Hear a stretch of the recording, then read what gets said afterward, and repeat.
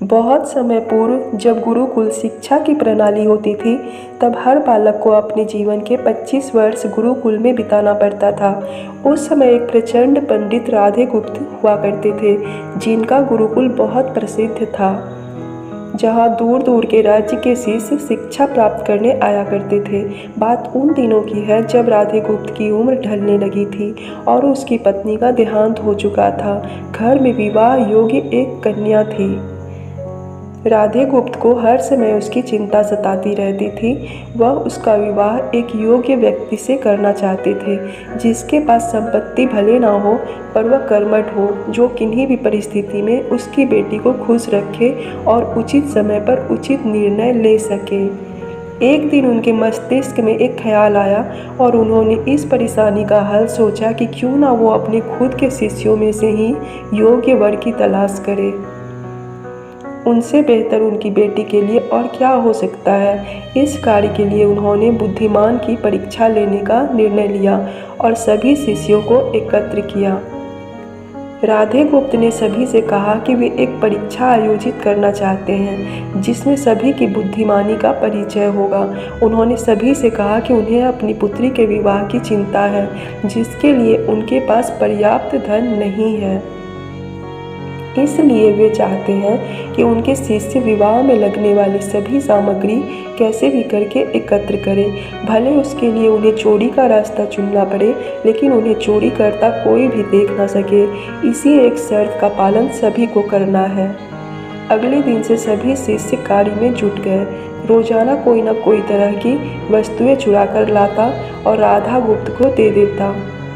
राधा गुप्त उन्हें एक विशेष स्थान पर रख देते, क्योंकि परीक्षा के बाद यह सभी वस्तुएं उनके मालिक को वापस करना जरूरी था, क्योंकि वे अपने शिष्यों को सही ज्ञान देना चाहते थे।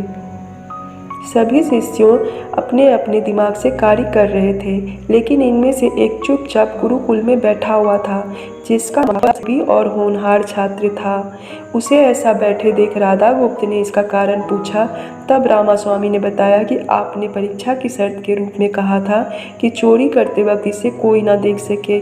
इस प्रकार अगर हम अकेले में भी चोरी करते हैं, तब भी हमारी अंतरात्मा उसे देख रही है। हम खुद से उसे नहीं छिपा सकते। इसका अर्थ यही है कि चोरी करना व्यर्थ है। उसकी यह बात सुन राधा गुप्त के चेहरे पर खुशी छा जाती है। वे उसी वक्त सभी को एकत्र करते हैं और पूछते हैं कि आप सबने जो चोरी की, क्या उसे किसी ने देखा?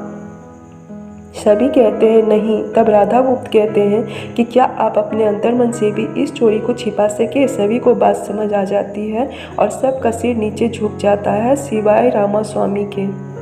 राधा गुप्त रामास्वामी को बुद्धिमानी की परीक्षा में अव्वल पाते हैं और सभी के सामने कहते हैं कि यह परीक्षा मेरी पुत्री के लिए उचित वर तलाशने के लिए रखी गई थी। इस प्रकार मैं रामास्वामी का विवाह अपनी पुत्री के साथ तय करता हूँ। सभी खुशी से झूम उठते हैं। साथ ही चुराई हुई हर एक वस्तु को उसके मालिक को सौंप विनम्रता से सभी क्षमा मांगते हैं। कहानी की शिक्षा बुद्धिमानी की परीक्षा से यही शिक्षा मिलती है कि कोई भी कार्य अंतर्मन से छिपा नहीं रहता और अंतर्मन ही मनुष्य को सही राह दिखाता है। इसीलिए मनुष्य को किसी भी कार्य के सही गलत के लिए अपने मन को टटोलना सबसे जरूरी है।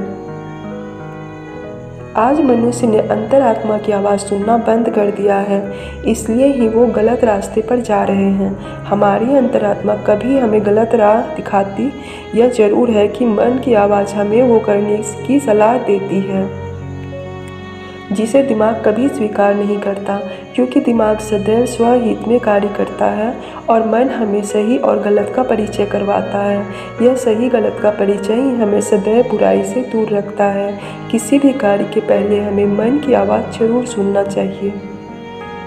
उचित वर भी तलाश लिया और शिष्यों को जीवन वक्त में कोई भी शिक्षक एवं शिक्षण पद्धति मनुष्य को धन कमाने तक का ही ज्ञान देते हैं। एक बालक का सर्वांगीण विकास कहीं न कहीं लुप्त हो चुका है। आज का मनुष्य केवल बड़े होकर एक धनवान व्यक्ति बनने का ही ज्ञान विद्यालयों में लेता है। उस बालक को सही गलत का बोध कराने का दायित्व तो कोई भी नहीं लेता। क्योंकि उनके माता पिता भी आज के दौर में बस पैसा कमाने में लगे रहते हैं और शिक्षक भी केवल किताबी ज्ञान देकर अपने दायित्व से मुख मोड़ लेता है।